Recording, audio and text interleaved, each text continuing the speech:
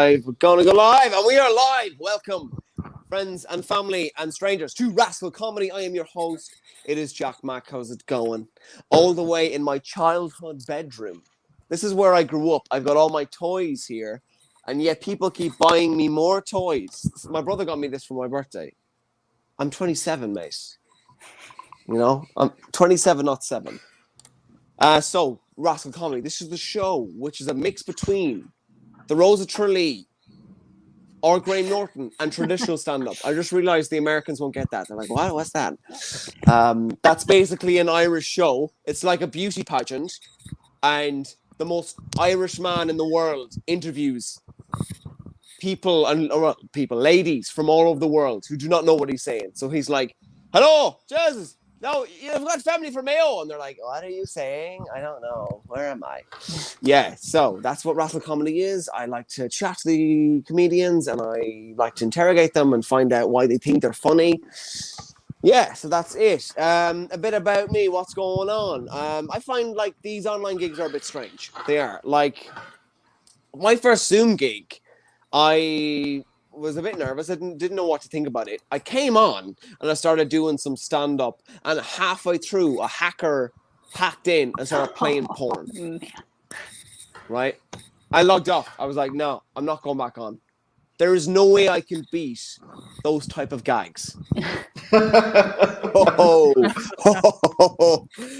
Yeah. It's I mean, one good thing about like Zoom is you can do your comedy all over the world. Like, I did a gig in LA recently. Actually, Mistress K, you were on that gig. Yep. Who we will see soon. If the audience like who, you brought your mistress to the gig. Yeah, and like halfway through, this American girl was like, "What's the difference between American men and European men?" I said, "Well, miss, there's actually the biggest difference is we like our men with the skin on." I'm talking about circumcision. Right? It's just not a thing in Europe. It's not a thing. If I went over to America and I started like nude modeling, one of the painters could be like, "Oh my God, that Irish boy's penis looks like it's wearing a turtleneck. Does he think he's a Bond villain?" We meet again, pushy galore. Having a foreskin kind of looks like my penis is wearing a luxury scarf. Woo-woo. Yeah, thank you. It is real skin. Yeah, having a posh penis is interesting. He doesn't wear condoms unless they are flavored, right? So I'll be like, "What are you feeling today, man?" And he's like, "Oh, I'd love some hazelnut and amber." But I wasn't always like that, because I used to be a student, and we could only get the flavors we could get, which was normally cheese and onion. But then again, I was using a crisp packet. Yeah. God help when they only had salt and vinegar. And the comments are coming in. It's about 1 frame per year. Am I lagging? Is that what's happening? Yeah, there was a black screen for a while there. Oh shit. Please tell me if that happens. Right, we're gonna see. We're gonna see our I did in the private chat. We're getting some really odd faces. Sorry, Dan. So this is the guy here. He's commenting. Come on. Here we go. We're getting some really odd faces. Speak for yourself, Dan. Oh, no. He just meant Jack. Sorry. He just meant Jack's little screenshot. Oh my God. People are really coming at me. It's a good comedy slideshow. Tony, if my internet goes, you have to take over, okay? You're the only one who knows what's happening. Yeah, that's a generous way of phrasing things. Yeah. So, hello, comedians. Are we all good? Yeah, we're good. How are you getting on? We're good. I'm not freezing as much as I was. I think the internet. Let me know. I think the internet's tired. We've got my dad watching Netflix downstairs, my brother playing PlayStation upstairs. You know, it's. Yes, your brother playing PlayStation. Oh, he's playing. Yeah. I think that was a porn reference joke. Yeah. I think it was. I didn't think it was subtle enough to need clarified, to be honest. He's playing with some joystick anyway. So we're going to move on to our first comedian. He's been on this show a few times. It's Tony Hepburn, all the way from Scotland. You're right, Paul. Yeah, right. You're right. We've got such an international audience lineup tonight. It's brilliant. But Tony lives in Dublin, so he's not that international. I don't live in Dublin. I'm in Kildare. What? I thought you lived in Dublin. No, I'm in Leixlip now. Nice. He's always moving this, Tony. That is true. Scottish accent. Not anymore. I bought this flat, so I won't be going anywhere soon. Yeah, this one I've been in since October. You bought it? I bought it. Fuck. There's everybody else living with their parents. Tony is buying property and houses. Yeah, see, after nearly a year of living with my parents, I basically turned around to them and went, if you can give me the difference, I can get a mortgage, and then I will be out of your hair. And they went, that's a fucking excellent idea. Like, you sold us on that one, Tony. Is it exactly. Like, I don't know what it's like in all over the world, but mortgage ads in Ireland are always like the same scenario. There's always like a lad in between his parents and they're watching a sex scene and he's like, oh god, I need to move out and get a mortgage. Is that what is it the same all over the world? No. Well, it's certainly the same in Scotland because we've got all the same channels that you have. Like Sky One is the same over there as well. Yeah, I just think they're so funny. Or there's always like a fella brushing his teeth and there's like a window and people are looking at him and he's like, I need to get myself into 30 years worth of debt. Yeah, 35 for me. 45. 35. Oh, 35. I was like, fuck. It's ridiculous though, because like when you actually start looking at it and you look at the interest and everything, when you get a mortgage, that interest that it says like, oh, you get charged X amount of interest per year, that gets charged at the start of the year. So they instantly give you money. You owe them more money than they just gave you.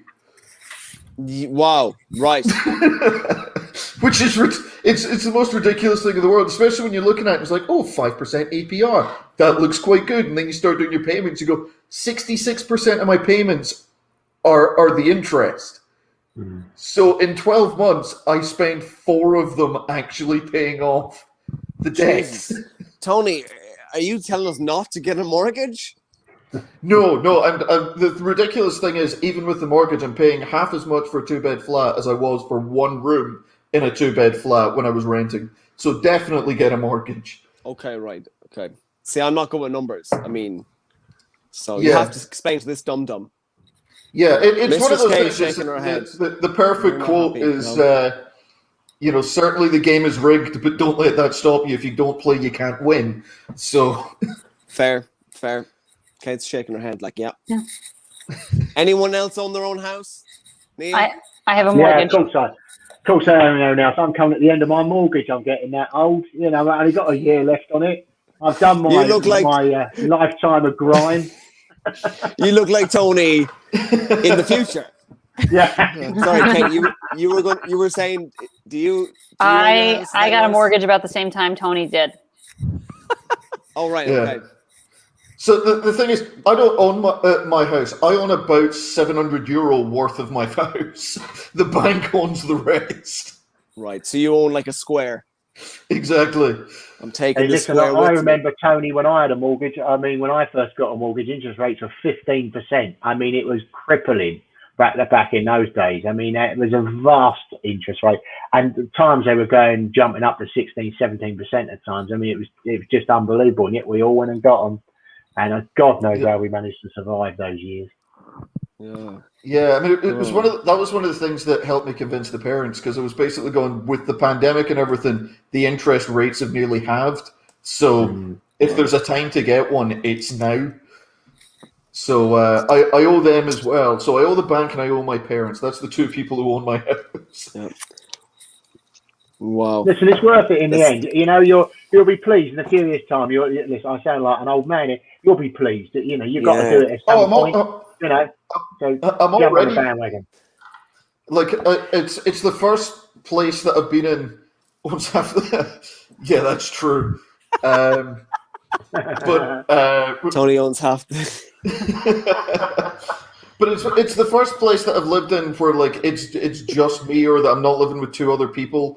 So, I feel like I've only recently, in the last couple of weeks, kind of been looking around going, hang on, I can change things. So I've got a bookcase now where I want it. I've got a bunch of nerdy posters behind me. I've got another nerdy poster on the couch behind me. I want to go on that wall, but it turns out that wall is brick. And little brass tacks are not going to help that. So we're going to be buying some super glue and blue tack tomorrow.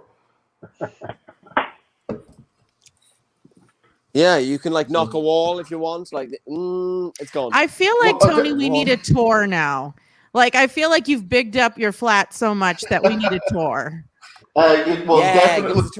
Definitely not at the moment with that side of the room just being all my laundry hanging out to dry. Don't worry, it's a comedy show. We'd be like, oh wow. So what you're That's saying hilarious. is your mom's still going to come over and do your laundry. No. That part I figured out how to do myself, but I do bring my teddy home to get washed. I don't trust my washing machine with it. Sorry, have I frozen? Everyone's frozen. Yeah. No, it's just you. Yeah. Oh yeah, that's what I thought. Right, Tony, are you ready to hit the stage? May as well. Do some comedy. Okay, all the way in his brand new house that he owns now, but he only owns about a little square. It is Tony Hepburn, everyone. Woo! Hello. So I've really been enjoying this year. I've really been enjoying the resurgence of sea shanties. I'm a little bit sad it's already going away, but I really like that kind of music. I really like trad music and sea shanties because it's the best sort of thing to listen to, especially at the moment, because it's the happiest music in the world with the most miserable lyrics in the world. and being a miserable, cranky bastard, that's perfect for me. Take the one that started the whole thing off, the Wellerman. That's a song that the music's quite upbeat and punchy. It's got a nice, energetic beat. And then you actually listen to the lyrics and realize, hang on, this is a song about a bunch of people who harpoon a whale and then get hauled out to sea, and it sinks all their boats. And then the last verse goes, as far as we know, everything, they're still out there. They're still fighting the whales. So they're lost. They're lost and they've got no boats left. And it's the same with trad music. When take the Rocky Road to Dublin, just from the name, you know it's not going well. You've never said to someone after a journey, "How was the trip?" "Oh, it was great. Rockiest road I've ever been on." No one's ever said that. And then you actually listen to the lyrics. He's forced to leave home, gets made fun of for being unemployed, gets robbed for being from Connacht, gets made fun of for his accent, gets told he's not allowed on the boat because he's Irish, then gets over to England anyway and gets beat up for being Irish. And then you listen to the lyrics and it goes, 1, 2, 3, 4, 5. It's just fantastic. It's the best thing to be listening to right now. I mean, everything's kind of shit. And lots of my friends are going, "Oh, I've been listening to really sad music." It's like, why the fuck are you listening to sad music if you're already sad? Now's the time for the happy shit. Now's the time for trad music and drinking songs. The type of songs that get better the worse you are at singing them. Have you ever heard the song "Tell Laura I Love Her"? No. It's a fantastic song. Billy Connolly does it. It's on YouTube. You can find it. Back from when he thought he was still a folk singer rather than a comedian. But it's a fantastic song, and it's a series of misfortunate events, just misfortune and unfortune, and every combination of pronouncing that word correctly and incorrectly I can come up with. But it's the worst things in the world. And the chorus goes, "Tell Laura I love her," and as you go on, especially when you're drinking, you try and sound more anguished and heartbroken as the song goes on. And you just get progressively worse at singing the song and progressively more fun. So you go from "Tell Laura I love her" to "Tell Laura I love her." Sitting in a gutter at 4 o'clock in the morning. And then there's my friends also making fun of me for listening to electro swing in the comments there. Yeah, I made the mistake of introducing Dan and a couple of my friends there to the dubstep remix of Pink Elephants on Parade from Dumbo. I'm never living that one down.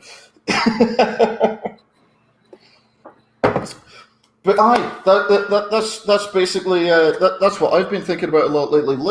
You got to listen to happy music with terrible lyrics. It's perfect for right now because it makes you go, do you know what? Everything is shit, but we can still enjoy it. We can still find the funny side.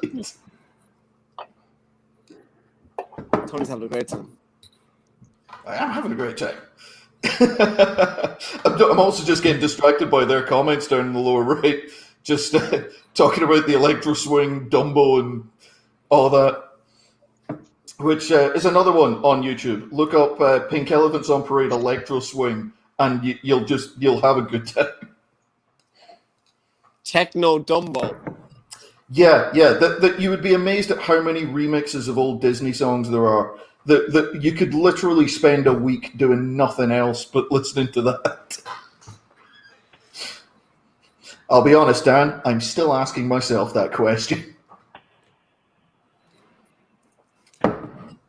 Tony, your set's more of a live stream than a set.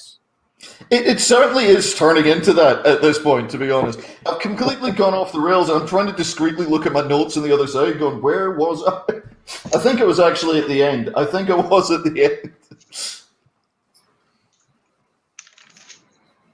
Are you finished?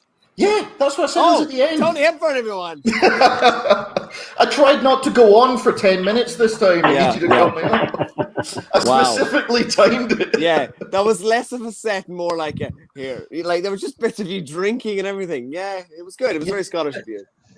Yeah, see, I thought you'd picked up by now. When I start drinking, that means the jokes are over. What's your favorite trad song? Favorite trad song is probably Rocky Road to Dublin or Barrett's Privateers by the Real Mackenzies. That they do a fantastic version, which is another just amazing song, which has got a nice it's a very nice energetic beat. It's the whole way through, and even just from the opening line, oh, the year was 1778. I wish I was in Sherbrooke now. We're one line in, we already want to be somewhere else. Like, that's how you know it's going downhill. Yeah. My favorite's Rattling Bog. Oh, that is one of my favorite drinking songs. I absolutely love the Rattling Bog, especially when you're singing it with people from all over Ireland, because everyone has their own verses. The best people to sing that with. Mistress K is like, what the? I honestly the only time I think I've ever heard any of these songs is like during St. Paddy's Day. Like you're like, I know it's an Irish show, but I've been lectured to get a mortgage and the favorite trad music. I did it one time at an open mic, and there was only three people were Irish in the audience. That was my friends. They went absolutely fucking crazy for it, and everyone was just stone faced, hadn't a clue what's wrong with these Irish people. Well, our next comedian we're going to talk to is Mistress K. So how are you finding the show? I bet this is mad. I'm literally like, okay, I need to write that down so I can Google it later. Yeah. So I could probably laugh after the fact. And then probably do like a couple of Google Earth searches to figure out where y'all even talking about. You're like, where's Kildare? But I can relate to the Irish stuff because I'm from Boston, and like, yeah, so it's just like, you know, Irish, Italians everywhere. So yeah, I can relate a little bit. So you already know what we're like. We're very, you know, talkative and loud, and happy but angry at the same time. Yeah. I mean, it feels like home in a sense. Yeah. Like, oh, this guy's an asshole. Okay. Yeah. It's like, isn't Bill Burr from Boston? Yeah, he is. Yeah. That accent's great. So someone who wishes that wasn't the association. I mean, no. Right. I mean, he's very angry. He's very angry. I know, but that accent, you know, the way he talks, Bill fucking Burr. Is that a normal Boston accent? People always ask me, they're like, we don't hear your accent. And I'm like, well, that's because you haven't been inside me.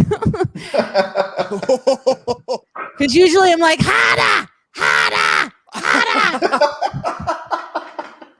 And they're like, you want water? You want water? Like, what? Water? It's hotter? It's hot? It's hotter? I'm like, no, harder. Like, we don't pronounce our... Don't worry, ours. the water's coming. Yeah, we don't pronounce our R's in Boston. Like they just drop off. We lose them somewhere in the process. I don't know. So it's a non-rhotic accent. Yeah. Yeah. It only comes out when I'm like wicked pissed. You know, like when I just see red and then I'm just like, rah! Like I just turn into a, beast mode. And I just like go full blown Bostonian out there for people. And they're just like, where did this person come from? I want to come to Boston now. I want to see this. Yeah. Well, I'm in LA. So like I'm the unicorn in the room. Okay. Like in a town full of flakes and phonies. I'm like, hey, fuck you. And they're like, oh my God. You can't say that anymore. I'm like, I just did, bitch. I do love the Yanks who are like that, get really offended when you say absolutely anything. Because I used to live in the States, so I got a lot of friends from there. And some of them, like, they'll just get offended at the most ridiculous thing.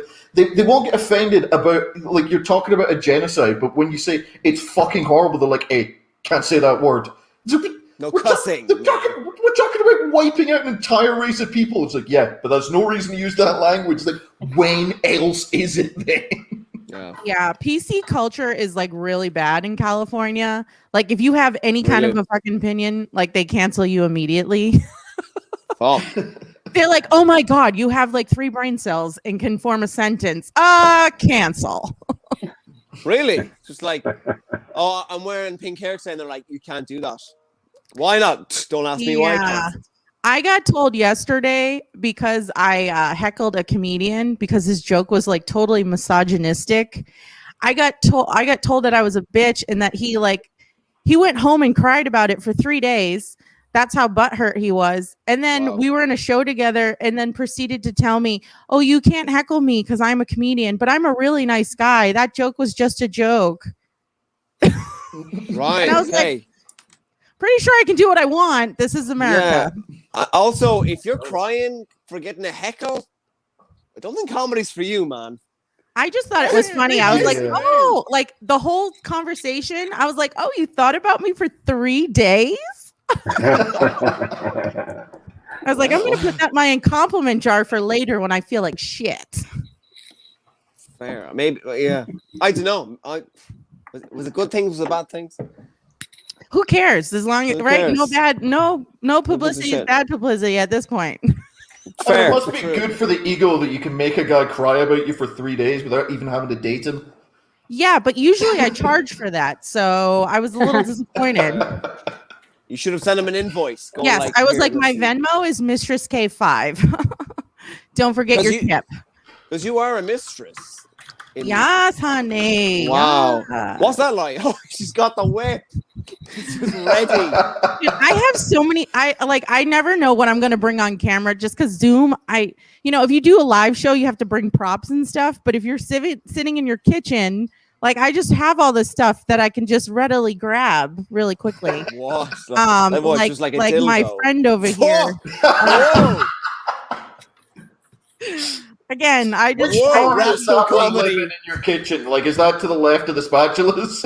Usually he's on the refrigerator, but we took him down because the kid was over this weekend. So, like what? You just have random dildos, just like planted around your house. Well, some people have pets or children. I have dildos. Okay, don't judge me. This is Tyrone.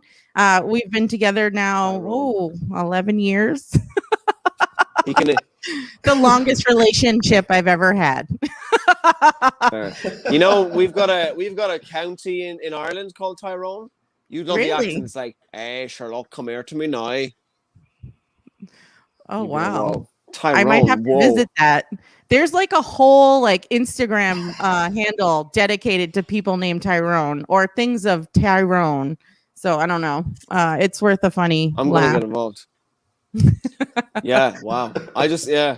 And you because you're a mistress, you have like a dungeon downstairs or well, I did slaves walking around. Well, no, so I don't have a dungeon. That's so old school. No, I used to have a place that I worked out of. Like I worked out of a dungeon. But because of the COVID, everything's kind of gone underground. So I had to rent a storage unit and soup it up. So when people come over, I'm like, oh, just hit the code. Like, come on in. And then I roll up the door. It's like super awkward. I have to like, give a little bit of money to the lady that works at the storage unit so she doesn't say shit. I did like the idea of going underground from a dungeon. I was kind of sitting like, is that not where the dungeon is? No, Surely. So I'm in California. Like, we are like the super spreader right now. Like, it's terrible. Because like Orange County area, it's like all the Trump people. Like, there are pockets of just like Trumpers all over the place that like think that this whole like COVID-19 is a hoax. So these people, they don't wear masks like anywhere you go. So it's one of those things where it's like on the outside, you have to wear your mask, but only at certain establishments. Like, sometimes I feel like an asshole. Like, I walk into this place with a mask and then I'm like, okay, I'm the only one doing this. Okay, I am that person. Maybe you're the smart one. I was just thinking I don't know about you, but I kind of feel like a badass when I wear a mask. Like, I'm just like, I might be robbing the bank, or I might just be picking up, some vegetables for dinner. I don't know. Like, I just like anything can happen when that mask is on. Yeah, it's the only time. Sorry, Tony, go on. I keep getting in trouble with the mask because I'm Scottish. I'm a naturally angry person. Like, I have resting, I'm about to punch someone's face. And when all you can see is my eyes, like I'll be walking along reading something off my phone, like a book that I enjoy or whatever, and then I'll see someone and I'll look up and the amount of times I see people flinch when they make eye contact with me, I'm like, how angry am I looking right now? See, I have the opposite problem. I have the opposite problem because, like, I have pretty eyes. So, like, girls that have pretty eyes are killing it in the game right now. And I can save so much money on makeup. I only have to contour here up. You know what I mean? Yeah. Like, I don't even need to brush my teeth anymore. It's like holy halitosis when you take the mask off. You're like, ugh. Like, it's just, I honestly have not seen an ugly guy since 2019. Really? Yeah, everybody's wearing a mask. This is just the mouth. Everybody's wearing a mask. Even the homeless guy in the alley jerking off has bling on his mask. Like, this is the state of affairs here. Because there's loads of Trump supporters, could you like bring Trump into your act? Why? Like, you've been a terrible guy. You've been a terrible boy. I'm just making myself laugh. A tremendously terrible boy. Get on. Listen, I'll have to call up Stormy Daniels and I'll be like, all right, who are the people I talk to so I can get paid here? Yeah, Jack, you have to remember, she's a mistress. She's trying to turn people on. Involving Trump is not going to help with that. It's the opposite effect.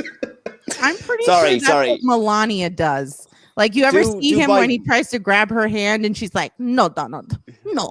Like, I'm pretty sure that Melania is his dom. He looks like somebody poured mashed potatoes into a beanbag and then put a hat on it. Like, it's just... Listen, I didn't vote for him. I was not very happy with that choice. I was just like, we nominated a Cheeto. I was like, what the hell? Like, I was like, I know we're obese as a people, but we're voting for Cheetos now. Like, this is. Just to be clear as well, I did not vote for him either. I just want to make sure everyone's on the same. So I was worried. I did not vote for him. Like, Kate's been very quiet right now. No, I just wanted to throw that out there. Right. Okay, so we're going to move the show along. Mistress K, are you ready to hit the stage? You ready to do your thing? Yes. Okay. All the way from Boston, it's Mistress K. Okay. Oh my goodness. I am so excited. I have never been to Ireland or the UK, so I feel like I'm there. Only I'm really only in my kitchen. Let's be real. I am Mistress K, and I am an alpha female, y'all. I know. For the guys who are like, what is that? Ooh. That means you don't do me. I do you. And then you pay me for it. I know. It's so funny. And like, I'm such a feminist. Like, it's terrible, right? Like, it gets me in trouble. Honestly, like nothing shrivels up a man's dick quicker than just yelling feminist. It's like the ultimate rape whistle. Oh, we can't do rape jokes anymore. What happened? Cancel culture. Yeah, that's why I scream it, and it's my safe word. It's like, I'm sorry. Do I need to call you an Uber? Yes, you do, because I am a lady. But it's kind of crazy here in the US of A. Like some days I wake up and I'm just like, what's happening? Like, like this is the most dolled up I've been in a couple of days. Like, so thank you for giving me a reason to put on a bra. Like, no problem. For real. Like, I have all these bras and I'm just looking at it and I'm like, what is this contraption? Like, what? Like, this is still like, we're still wearing medieval torture devices. Like, this is 2021. Like, what's happening here? But not wearing a bra, I realized that I need to. Like, if you're a woman, like, you understand, like, I mean, I know. The girls are like, oh my God, tell me your big titty plight. Yes, tell us. But it's like, when you take your bra off, like, these babies, they head south. And if I did not have a bra on, I'd just be like hacky sacking them across the floor. Like, like a good day is that I don't trip over my breast. You know what I'm saying? Like, it's like, oh, today's going to be a great day. Sometimes I just have to like fling them over my shoulder, just to get them out of the way. They're like dogs that, if you don't keep them in check, under control, they'll go all over the place. And I honestly, like, if I'm in a crowd and I move too quick, anybody who's down here, they're getting 2 black eyes. Like, I'm sorry. But yeah, like I realized that, right? You see the old ladies with the walkers, right? They have these in the UK, right? People with walkers, right? I'm gonna be a woman in my like 50s, not even old. I'm just going to be a woman in my 50s that has to get a walker with a basket on front of it just so I can put my breasts into the basket before I go anywhere. Like, I don't know if they have this commercial in the UK, but you ever see the Life Alert bracelet, right? The lady's like, I've fallen and I can't get up. Well, it's because she fell on her titty. And she didn't know that she had to take those things and fling them up like they're grappling hooks so she could pull herself up. That's a pro tip, by the way. Pro tip. So I recently lost 200 pounds. Oh.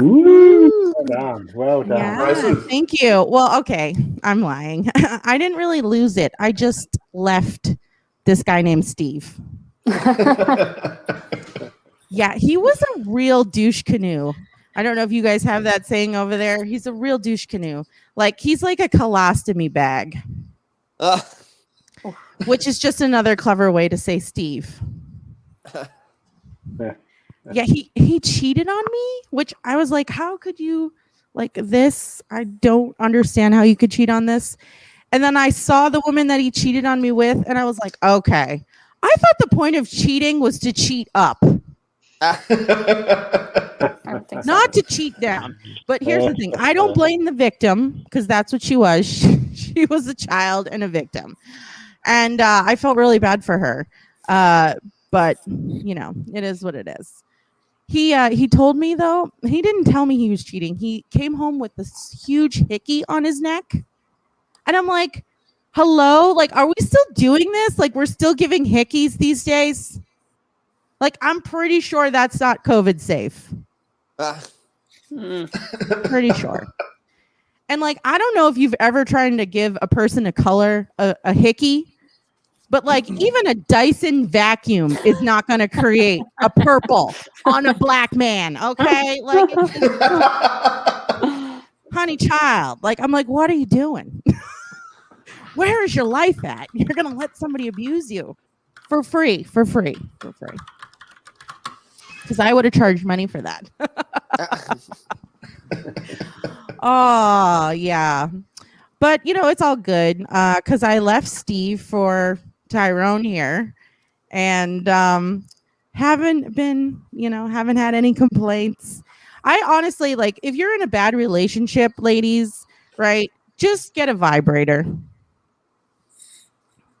It'll always make you come. It'll never talk back to you. And you don't have to make dinner.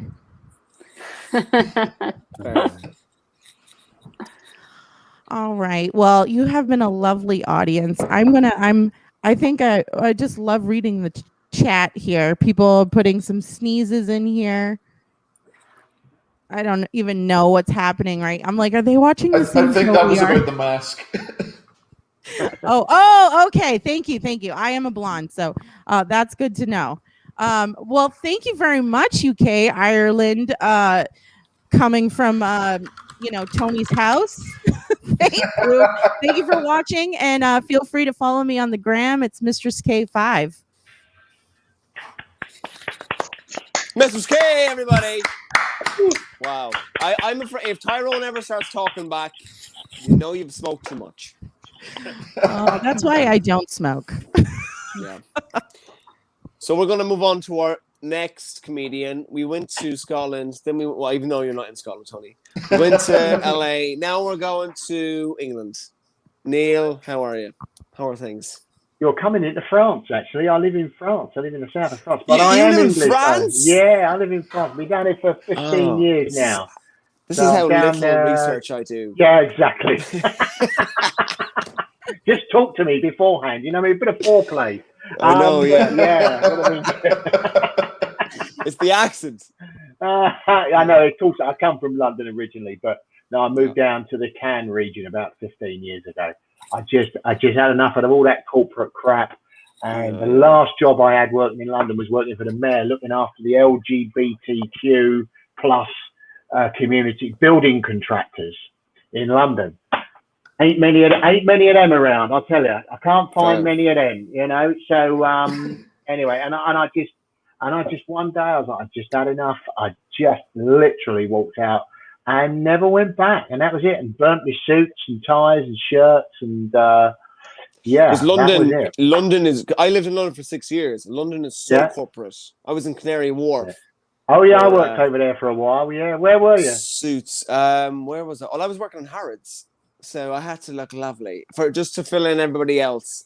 It's the posher shop in the UK or in Europe. Yeah. I've heard of Harrods. Yeah, I know. Know Harrods in the US. Harrods, so lovely. Yeah, I used to work there. Me. They're stuck. I didn't even know there was a Harrods over in Canary Wharf. I'll be honest with you, Jack. I had no idea. I worked over there for a few. But you weren't in Canary Wharf, in Knightsbridge, but I used to live in Canary Wharf. So I'd be there with my suit with all the other suits. Late for work. I gotta go. Yeah. Yeah. Oh, I know it. Yeah, I know. I worked over there. It used to take me 3 hours every day to get to and from work. 3 to 3.5 hours. So I used to travel right across London on the tube, and I just thought, what am I doing? Standing on this tube station, going to work. So yeah. And how do you find France? Yeah, it's good. It's lovely. It's lovely down here. It's really nice. Weather's great. It's very much like Los Angeles, like California, where Mistress K is. Yeah, I was over there a few years ago, and it's lovely. We've got a few American friends down here because it's a very similar sort of geographical look about the place.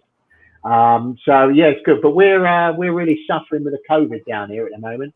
We got more COVID in the Nice area. I don't know if you've seen it on the news and anywhere else in France, because we got all the Parisians and all the foreigners coming down here bringing COVID. So now we're another curfew. And bloody tourists. We can't get rid of them. So no, we're really struggling with it. Yeah. Just the irony of an Englishman in France complaining about foreigners. It's been a few hundred years since you owned that region. Well, to be fair, it used to be owned by the Italians. That's why it's called Nizza. And then the French took it over again. But yeah, no, I mean, I don't think I've got any French friends down here. I mean, everyone tries when they first come, but you don't bother with it after a while. You forget them after a while. Lesson from today's comedy: leave your job in order to get a mortgage.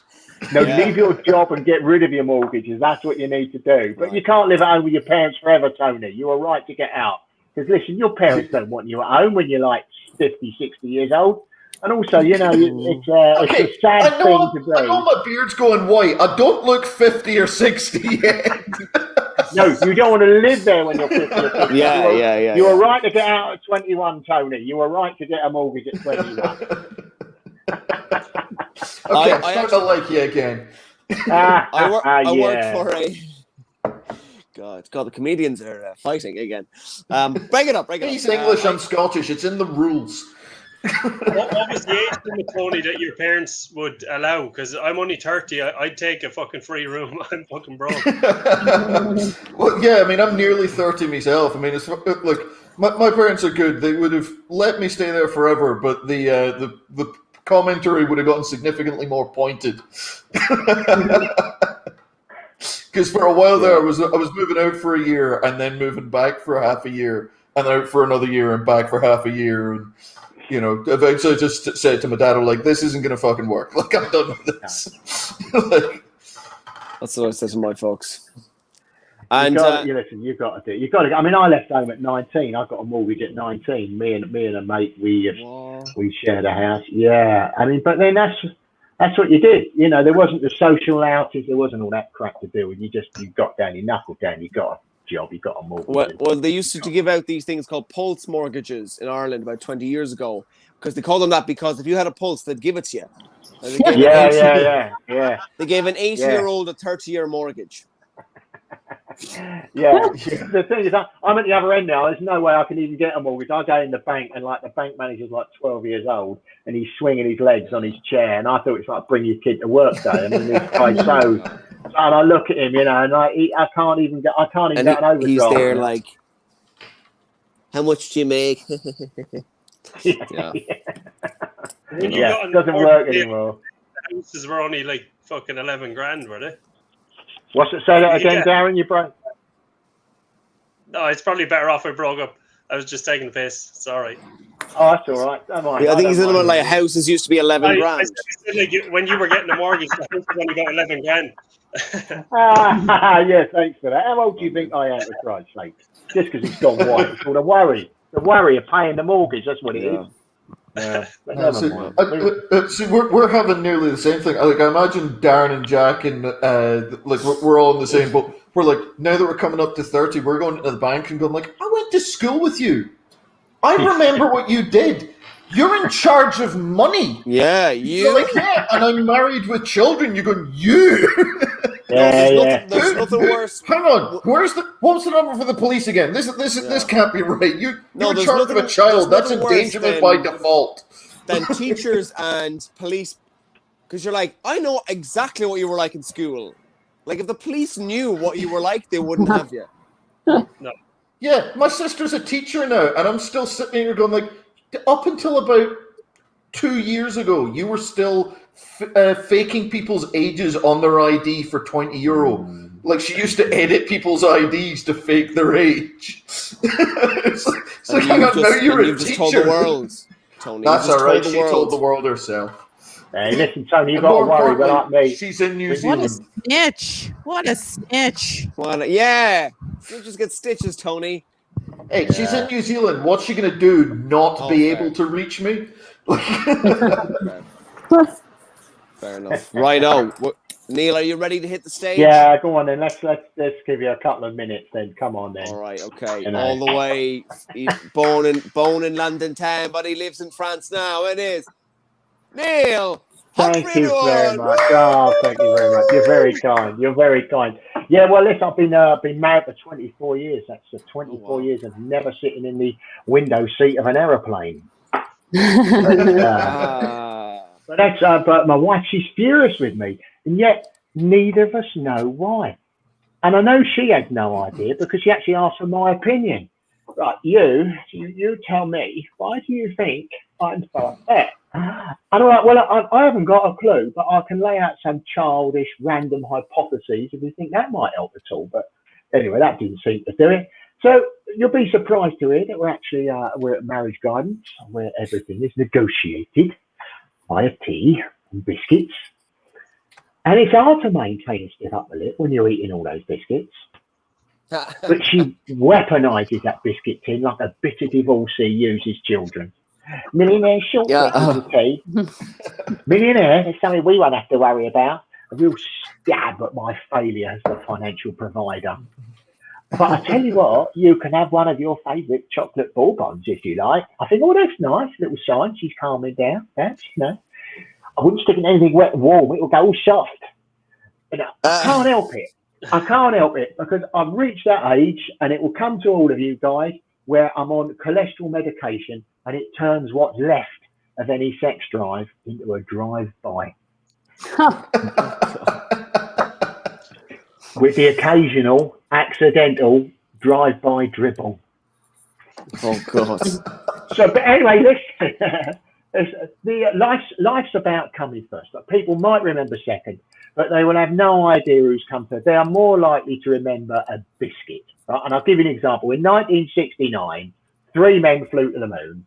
2 of them walked on it, and 1 of them continued circling. And all people remember are Neil Armstrong, Buzz Aldrin, and in their lunchboxes were Bourbon biscuits. Now, people remember it advertised as the first biscuit on the moon, but the name of the third fella, they have no idea at all. Hey Buzz, what do you got in your lunchbox? Well, I got some cheese. That's a bit like taking coals to Newcastle. I got some crackers, and hey, I got some chocolate Bourbon biscuits. Oh, wow, Buzz, your mum is the best. So anyway, the name of the third fella, his name was Mike Collins, not Bootsy Collins, Joan Collins, or even Phil Collins, the drummer from Genesis, but Mike Collins, the astronaut. So the moral of my little story is, it doesn't matter if you come first, second, or third. If you shoot for the moon, you can achieve the impossible. And the next time you're talking to your friends and you want to impress them, when you're talking about the moon landings, you can say, and this is my best Michael Caine accent, now, did you know that the Bourbon biscuit was the first biscuit on the moon? Listen, it was only a couple of minutes. I hope you enjoyed that. Thank you. Neil up for everyone. Woo!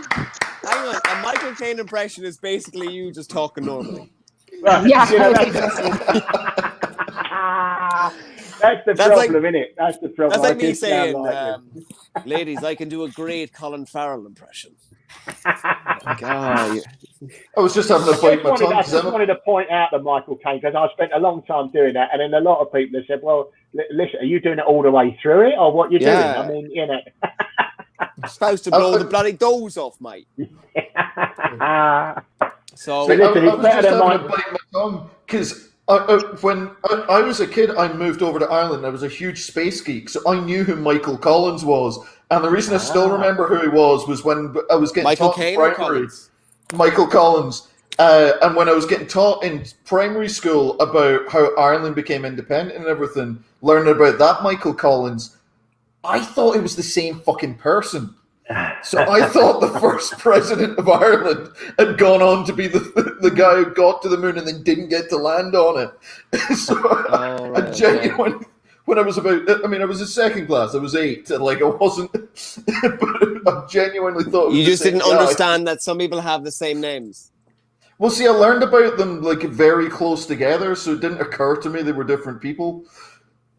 It's amazing. Yeah, go on. Sorry, Jack. Yeah, I'm gonna move on because time. So we're gonna move on to our next comedian. It is Katie Finn. Katie, how are you? Good. I bet you're like, what's going on? What did I sign up for? No, it's been fun. I have 2 English brother-in-laws, so I'm used to hearing this type of chatter. So you understand it. How do you find the Irish accent and the English accent and the Scottish accent as well? Sorry, am I breaking up? No. I find I can understand. The Scottish is tough for me to understand. The English I can do. The Irish I'm okay. The Scottish sometimes. I can understand Tony for the most part, but yeah, the Scottish can be the hardest of the 3. Scottish is tough people in Scotland I don't understand. There are people in Scotland who sound like a cow mooing, and you just listen to them. I'm from Glasgow, but you go about 30 or 40 miles north of Glasgow and you start running into some of the people in the Highlands, and you're literally just going, what? Right. Well, that makes me feel better. Although I guess to be fair, if you went further enough, well, Mistress K will probably attest to this. If you went far enough south in the U.S., there would be people we would not be able to understand. So I guess, yeah, it's true. Every country is having dialect issues. Yeah. I think the stronger an accent, then you're like, what? Yeah. What are you saying? Yeah, even like Scottish is really hard to understand. It's a lot of, Glasgow is Walpole. Yeah, I mean, I think the main reason Scottish can be so hard to understand is because there's a dialect of English called Scots English. Then there's another language called Scots, which is more similar to English than it is to Scots Gaelic, but it's got bits of Scots Gaelic. Then you've got Scots Gaelic, and the people who live in Scotland, like we still use words from these other languages that no one speaks anymore, and then get confused when people don't know what they are. Like half the time when you don't know what a Scottish person said, it's because he's not speaking the same language as you right now. He just doesn't know he's not speaking the same language as you right now. I didn't hear a word of that. Didn't understand. No, I did. So, Katie, where are you from yourself? I grew up in this. I don't know if this it's a small state. I grew up in the state of Connecticut in the U.S. and right by where I'm like Mistress K. I'm like, is that a good? Is that where's that in America? New Englander. And actually, England, I was living in Manhattan for 16 years, and we just moved across the Hudson River to New Jersey. Right. Okay. Yeah. And what's the difference between like Manhattan and Jersey? I'll tell you, it's interesting because I can see like One World Trade, like the New York City skyline from the steps of my condo, so it's close, but it's really interesting how just like coming across the river, the cost of living is that much cheaper. It's really interesting. Really? And not to say it's the cheapest, obviously cheaper place. Yeah, it's really, like the place I'm living in would have been over $1 million in Manhattan. And I can assure you that is not what I paid for my home. But yeah. You're and a millionaire. I would love to tell you if I was having this conversation in this home in New York City, then yes, I would be. But I am not having this conversation with you in New York City. So just the cost of living. It's really kind of interesting. Everything, everything is just cheaper. I feel like it's happening all over the world. Ireland's getting more expensive. UK is getting more expensive. America's getting more expensive. What's happening, guys? Is it a trend? I don't know. Yeah, but we're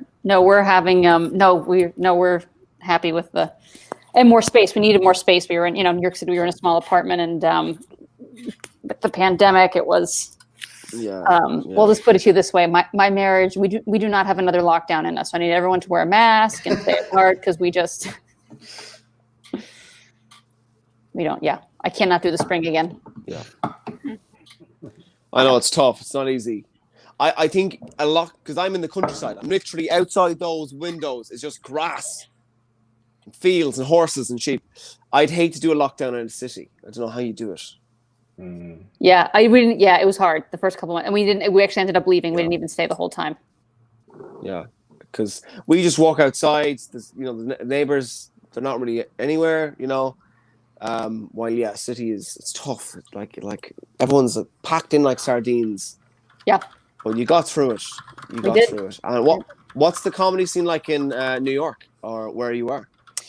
Yeah, the comedy scene in New York is normally really, really vibrant. It's, great. Just tons of, I think similar, if I'm not mistaken, Mistress K can certainly tell me. I think similar to LA, there's a lot of comedy. I think the difference is New York, it's just a little bit easier to get around because we're not dealing with cars and traffic. It's public transport, or you can walk or public. It's so I used to go out to do open mics in a night, and I could hit 3 open mics and just walk to all, start one at 6, get to one at 8, and do one at 9. And I could just walk to all 3. And then, there's tons of comedy. It was great. Like comedy going on all over. Hopefully it'll be the same when things open back up. But they've been really strict in New York City. I don't know about you guys. We were doing a lot of stuff outside in the spring and summer. But in the winter now, like it's snowing again here. Like we've just gotten so much snow this winter. It's been hard because right now we cannot do any. It's not like we cannot do anything outside. What is the weirdest place you did comedy? Like over this past 2020? Because I did like parking lots, alleyways. I did like a desert rave. Like I've done comedy in some really shitty comedy now, Mistress K. Yeah, we did comedy. Sure? Comedy now. Yeah, I mean all that stuff in the middle of parks. We did comedy one night. I have a little portable speaker and microphone, and like it's just like you're just kind of itching to get out. So we did comedy like one night on a subway train. It's like, you know what? Like we're not panhandling asking for money. We're not like, there's way worse things going on the subway than a bunch of stand-up comedians. So what the hell? And it was just so yeah, people are doing comedy like wherever. What about hecklers on the subway? No, people that live in New York City are so just used to just dealing with stuff like that unless you're bothering them, like they're not gonna like, they're like, you do, as long as you don't bother me, like if you start bothering someone, but otherwise like New Yorkers are like, you do you and I'll do me. And as long as no one's bothering each other, like then like rock out, like, rock out, like do your thing. Just don't like, so yeah, no, it's like Neil can vouch for this. On the tube, it's the complete opposite. Everyone's just in their little bubble, don't look at anybody. But sometimes a band will come on, like people with like guitars, and everyone hates them. They're all just like not giving you money. But I used to sing along. I'd be like, "Hit the road, Jack! Come on, everybody! Don't you?" Yeah. Yeah. See, they were singing that one to you specifically. There, you realize that? Yeah. That was meant to be a hint. That's why they were all giving me those looks. That warms my heart a bit because we have that too in the subway in New York City. There was like an infamous mariachi band. It was just like the worst because I don't mind a mariachi band. It's like 8:00 in the morning and you're on the way to work and they're just like, it's like, hola, you are working office job. It's like, guys, can you just wait till lunch? Maybe it's like a lot right now. Yeah. 8:00. No, thank you. Yeah. Right. Well, Katie, are you ready to hit the stage? I'm ready. Do 3 minutes. All right, all the way from Jersey. It is. Oh, I like the watch as well. Katie Finn, everyone. Katie Finn. Woo! Hey, thank you, everyone. Thank you. So, as I mentioned, I'm married, and my husband Martin is. He's a journalist, and my husband takes like the standards and ethics of journalism, being unbiased, being impartial. Like he takes it like very seriously to the point that he will not discuss anything about politics. He won't tell me how he votes. I don't know how he feels about issues. Like he won't discuss it at all. Even with someone like me, his wife, he's been married to for 15 years. So I'm in a situation where I know way more about my husband's preferred sex positions than I do like where he stands on gun control. It's like that's, we've been married through 4 presidential elections. 4. No idea. Does he vote Republican? Does he vote Democrat? Maybe this whole time, maybe this past election, we've been watching The Crown. Maybe he wrote in Queen Elizabeth. He's like, you know what? She seems qualified. She could do it. Yeah. Like, maybe, I don't know. I don't know what he's doing. I will tell you, though, he's more than happy to share his opinion on things like loading the dishwasher. Like you do that wrong. Oh, the other day I put bowls in. I did it wrong. He turns into Greta Thunberg addressing the UN. How dare you? How dare you load the bowls on the top rack? It's like, so that's it's a little glimpse into my home. I had my nieces over to my house for the weekend to play with my daughter, their cousin, and they're all about the same age, so it's cute. The kids are little, they get together. So I'm getting the girls out of the bathtub, and my niece Emma, who is 6, I'm drying her off, and she says, "And Katie, do you have body lotion?" I was like, I have Jergens in the pump. Is that good? Is that so? She's putting the lotion on. She smells her arm and says to me, "It's not scented." I was like, "Yeah, I don't like what? Like, do you think you're? Where do you think you are right now? Like a Bath and Body Works? Like, I don't know, like what to." So I'm making the kids breakfast, and my niece Annie, she's 4. She asked me if I have bananas and blueberries, and I said to her, like, yeah. And she says, okay, then I will have 1 blueberry pancake and 1 banana pancake. I said, I'm not taking orders. Like, this isn't a restaurant. Like, what are you, like, what the hell is going on right now? And I'm a good aunt, though. I start washing blueberries. I'm cutting bananas. So as I'm putting the bananas into the pancake, I start getting feedback from the 4-year-old. She says, Aunt Kiki, you should spread the banana pieces out. That way you'll get banana in every bite. Like, what the, like, what? Literally, what is happening right now? And my sister Kelly, she's constantly bitching. I'm tired. I'm so busy. Like, yeah, that's because you're clearly running a Ritz-Carlton at your house. Like, that's why you're so tired. Like, you're obviously running a 5-star hotel. Like, what is going on with these kids? And it got to the point where, like, I was like afraid to engage with my nieces. I thought that one of them was going to be like, Aunt Katie, I would absolutely just kill for a deep tissue massage. What are your spa hours here? So everyone, that's my time. Live from New Jersey. Thank you for having me into your into the Commonwealth. And she doesn't take orders. The Commonwealth, I'm not sure. I'm not sure if it's the Commonwealth. Yeah. I'm not smart enough for these questions. The Commonwealth technically includes the UK, kind of. It's the Commonwealth know better than me. Like I've learned what the difference between all the different bits are, but then I don't remember to go backwards. I have no idea. Anyway, we're going to move on to our last comedian of the night. The last, but by no means least. By no means. We'll see. You haven't heard. By no means. All the way from Toronto. Yep. Even though he sounds like he's just up the road. Yeah, I know. No one is in the right place today. Neil's in France. Tony's in Kildare. Darren's in Toronto. Yeah, I'm in Toronto, but I'm from Limerick. But I moved to Toronto like just under 9 years ago. Like in May, I'll be here 9 years. Wow. Do you miss Ireland? Definitely, especially this time. Like when, the last time I went home, I went 2 years without going home, but it was my choice, you know. But now that I'm not allowed travel, it's like no, but I want to go now. You know, it makes it more difficult when you know that the ability to travel could be taken away from you, so you can't see your family and all that. But this is very funny stuff. But no, I do, but I do miss it. I do miss Ireland. Yeah. Don't worry, we laugh at the pain. No, it is. It's weird. I lived in London for 6 years, but that's the Irish dilemma. You hate Ireland when you live here. I'm not like, I fucking hate this country. It's second you're on a plane, you're like, it's the best. Oh my god.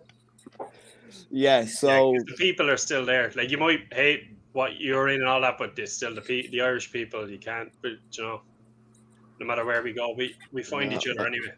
There's a big Irish community over there in Toronto. Huge. Like I came 9 years ago, but since then, thousands and thousands have come over. Like I have a good few friends actually from League Slip, where you're living. Yeah, funnily enough, I've got one of my best friends moved over to Toronto just as everything kicked off last year, pretty much from League Slip actually, and moved. Wait, is he in Vancouver?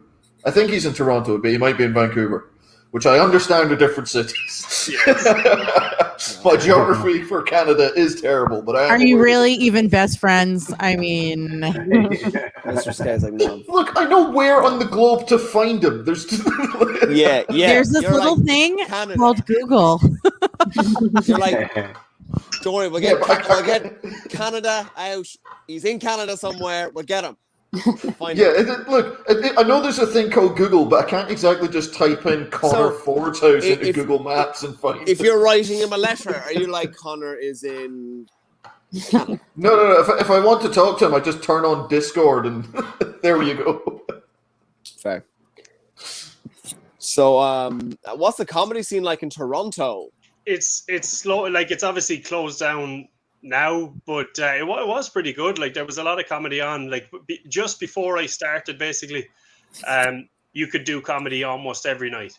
And then I started, and they were like, "No more comedy." So are you sure that was Darren COVID caused or the just you? shutdown.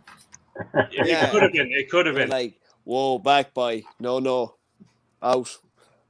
You're barred. If we can't have this guy perform, we'll just shut the whole country down. Let's just shut it all Fuck down. this. No, yeah. Fuck this shit. Won't work. Gone. But we did, Close everything. during the summer. We could do stuff outside. We could do like outdoor shows. So that's where I got most of my practice. But then as soon like it's freezing now, like it's -10 today or something. Yeah. So Katie will know like it's cold there as well. So you can't do it outside really anymore. It doesn't really work. So it's like kind of Zoom stuff. And I haven't done much. I did one. It's shit like this, isn't it? Yeah. Is that -10 C or -10 Fahrenheit? C. And it's not bad. That's actually cold then. Oh, it's fine. Proper cold. It's fine for now. Like we're next, like in the next couple of weeks, it could go as far as 20, 25. Like -10, we're cool when it hovers around that. And would you say so? That's shorts weather. Oh, I don't know. Yeah. Would you say because like comedy shut down, you've been forced to go on crappy talk shows that disguise themselves as comedy? I would never shows? say that. No. No, this is actually my first online show that I've done since the start of the pandemic. Like I didn't do any. This show freaks people out. Some people love it and they go, "Oh my god, like I love the chat." Other people go, "No." Yeah, but just because I spotted you had put something on one of a Slack post that I was in from months ago or something. I just spotted it, and I had just tried to get back to doing comedy last week or a couple of weeks ago. So I saw that and I was like, look, I'm not turning down anything now. I'm going to do it. Fucking, I'm a yes man now. Hang on, Mistress K, you had your microphone. You were ready to say something. Oh no, I just was like, oh, we popped your cherry, Darren. Of course it was sexual. Do you know what? Jack, your camera's gone again, by the way, mate. Oh, fuck's sake. Am I back? Am I around? No, but I will say the still that it's frozen on it's just fantastic. Don't you love when the whole internet is worse than the dinosaurs? Yeah, tell me when I'm back. Literally, anyway. most of your comics are coming in from other countries, and you're the one whose internet is failing. I'm in the middle of nowhere. That's why. My parents got a mortgage, and I said this to my mother. She's always like, "You should get a mortgage." I'm like, "You got a mortgage," and then the internet was invented, and you just lost out. You didn't get a good internet house. Yeah, I don't know that you're in the middle of nowhere. I've dropped off shopping to your flat. It was in a city. No, I'm in Mayo. I'm in Mayo now. I'm with my parents. Okay, gotcha. Yeah. Breaking all the travel rules. All makes sense now. Again, Tony, you're such a snitch. Yeah. That's why your friend went to Vancouver, Tony, because of all the grassing up. That's why he had to get his own flat, because everybody around him was like, why you keep telling our shit, bro? Mate, I told you that in confidence. I was disappointed with your internet at the start, but now I know you're in Mayo. It's actually pretty good internet. Yeah, to be fair. Yeah, you're like, oh, you're almost back. Am I really frozen? Yeah, you were frozen for this whole time. Now you're a slideshow. No. Yeah, you have been for most of the evening, to be honest with you. Oh, he's gone. Oh, thank God for that. I think he's just rejoining, rejoining, seeing if that clears up the connection at all. Yeah. Does that do I've got to ask, whilst we're waiting for him to come back, what took you to Toronto, Darren? I came over for 1 year when I finished college. 9 years ago, I was meant to come over for 1 year and then go back, finish school, and then every year I'd be like, I'll do one more year. I ended up getting permanent residency and just staying. So you're in the city. You're in the middle of the city, then, Darren, are you? Right in the middle of the city in Toronto. Yeah. Yeah. Right that's lovely. Yeah, nice part of the world. I've got relatives over there. But no, it is a good city. It's just now it's like everywhere's all the streets are all boarded up and everything. You know, there's like nothing open. It's depressing enough. But hopefully things go back to somewhat close to normality in a year or whatever. But Hopefully. It has to change eventually. Yeah, it will. It has to change. The only problem is it could just get worse. It's like that. It'll be a new. I saw a great post. It'll be a new chat up line like, "Hey, so are you vaccinated?" Yeah. No, see, Darren, you've clearly been away from Ireland too long. The words you were looking for were "be grand." Be grand. But I've been saying it so much I can barely believe it myself now. Be grand. It used to be the solver of all problems. Now it's been we'll teach you. We'll teach you. We'll be like Irish or luck. Jesus, you'll have that. You'll be grand. You would. All right, you would. Where in Ireland? Oh, you're from Limerick, yeah. Okay. From Limerick, because you don't like, Limerick. They've got that lovely, like Blind Boy and the Rubber Bandits, like they talk. See, I've been my accent has gone skewed a little bit as well because I've been over here and I work in a bar, so I'm not now, but I have been for years, so I kind of have to tone down the accent when I'm talking to people. Would you put it up? Would you make it more leprechaun-y? Hello. I don't mean to, but people say to me if another Irish guy comes in or starts talking to me, then I'll flip completely, but I don't mean to. And they're like, where did that come from? I could understand you for a second, then you started talking to him and you were gone. I couldn't understand a thing. Yeah, so, Mistress K, you'd love a proper Irish fella when the accent comes out. Jesus, come here to me. Listen. My sister was in the kitchen making her lunch, and she's like, "Oh, the accent." She's like, "I could masturbate for days to this." And then she took Tyrone. And then I was just like, "I'll get their information for you, sister." You were like, "Where's my dildo? Where's?" Well, her birthday's coming up, so if I can give her a hot Irish guy for her birthday, I think she's gonna have to one up on her birthday gift. If you're buying an Irish dildo, you need to buy the palest dildo in the sex shop, and it needs to be uncut, like my opening monologue. There you go. We know. We love the turtlenecks in this house. We are turtleneck connoisseurs here. Fair. Yeah, but we need to get your sister like a proper Irish for like, Jesus, come here to me now. Yeah, well, who are you? Well, she's on eHarmony. She's on eHarmony, so she's trying to find, the forever guy. So, but this is like the proper Irish dirty talk. Huh? It's so Irish, it's not sexy. So you want to find her sister a culture with good road frontage, is what I'm hearing. Yeah. Or just a vacation home. Let's be real, right, Tony?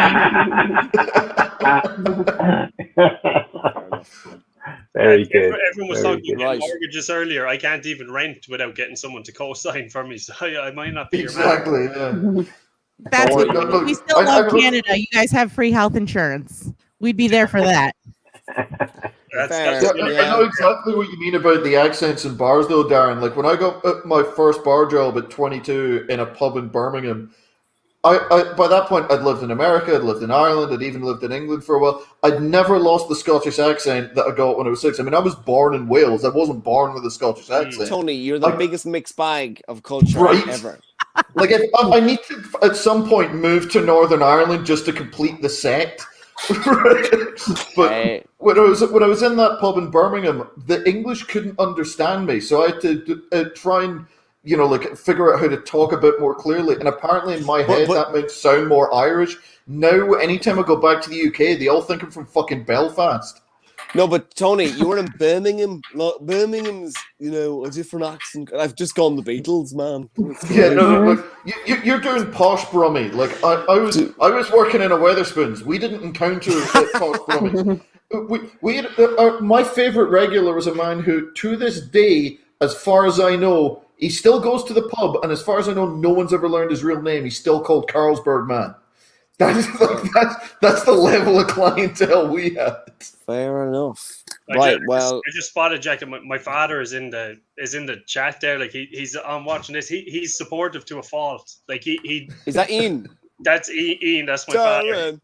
But he's supportive to a fault. He allowed me to keep thinking I was going to play for Manchester United till I was about 16. Like. Instead, he sent me over to Birmingham for a try when I was 16. Instead of just telling me, like, you do realize Manchester United players get scouted when they're 6. You didn't even start for Newcastle West Rovers last week, you fucking moron. Maybe it's time. That's what he should have said. But look, he's here. He's doing the same with my comedy now. Right. When will he learn? Well, my mother watches as well. I'm afraid she's downstairs. She'll be like, "What was that girl with penises?" Oh, Mom. I take it your mom is Zasinski. Your mom is my new client. Stop lying. You have no idea. My mother's so Irish. She would be like, "No, I don't. I have nothing against it, but I don't think you should be on a comedy show. I don't think, Right, we're going to move the show on. Darren, are you ready to hit the stage? Ready to go. He's ready. How do I say your second name, by the way? Is it Bourke? Bourke. Darren Bourke.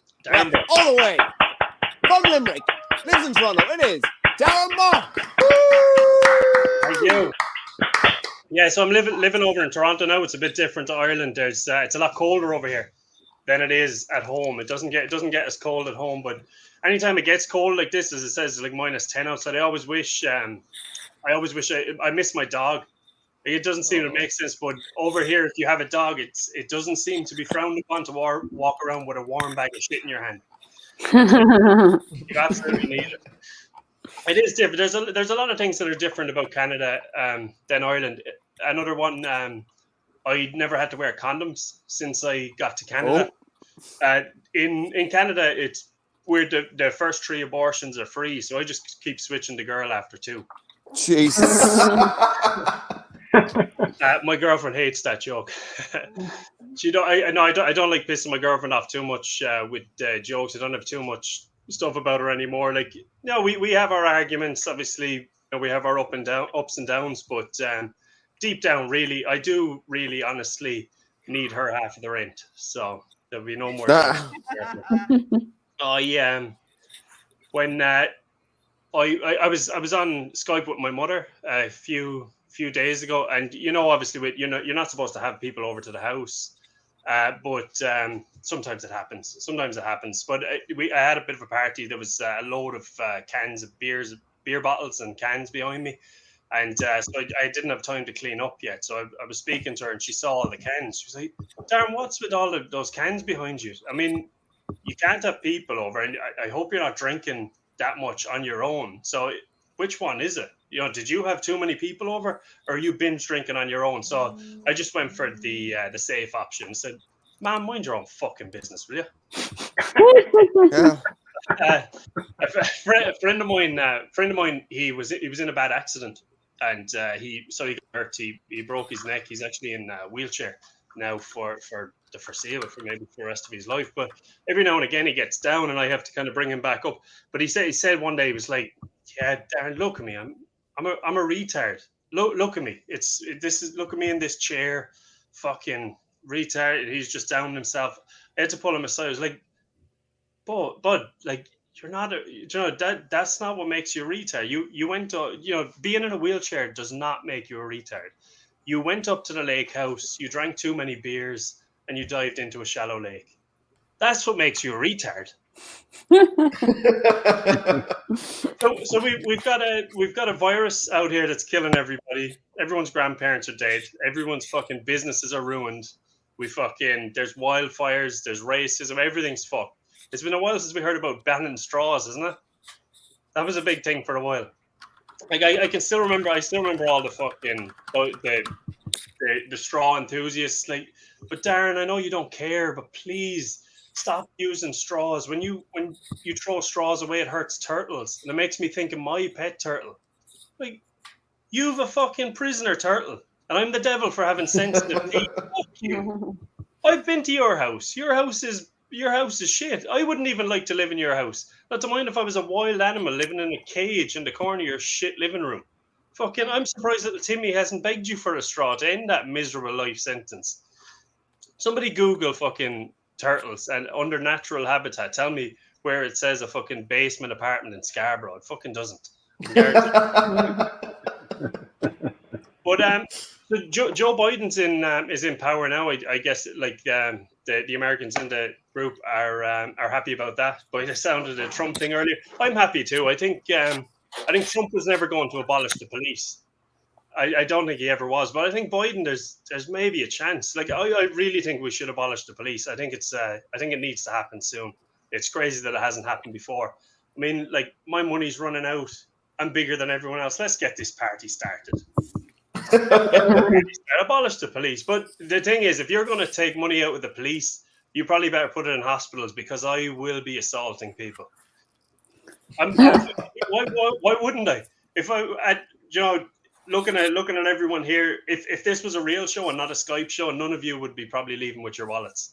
Real show? I've been doing Muay Thai for 10 years. I'm going to be a fucking killer in this new world.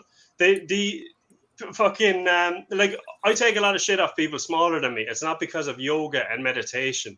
It's because I don't want to go to prison. If you take it away from me, then you're going to have a problem. So abolish the police if you like, but those are your fucking options. And I've been Darren Bourke. That's my time. Thank you very much. Darren Bourke, everyone. Woo! Okay, I'm going to steal the audience very quickly. Thank you so much for watching the show. It's a great, tremendous show. If you enjoyed the show, we've got a little tip jar, because it's not free to run this show. I have to pay for all this. I have to pay StreamYards. Yeah, throw a few squid in there. Toss a coin to your comic. I mean, I haven't got any tips in so long. So, I don't know why I even bother. Anyway, yeah, give me money. No, yeah, sure luck. Ara. Anyway, guys, that's the end of the show. And I was thinking, Tony was talking about trad music. We could leave on a trad song. Would you like that, guys? Sounds good to me. We could leave on Rattling Bog. All right, we'll do one more. Okay? All right. Okay. Oh, roll the rattling bog down in the valley. Oh, roll the rattling bog down in the valley. Down in the valley, and in that bog there was a tree. Rare tree, a rattling tree, a tree in the bog, in the bog down in the valley. Oh, roll the bog down in the valley. Oh, roll the rattling bog down in the valley.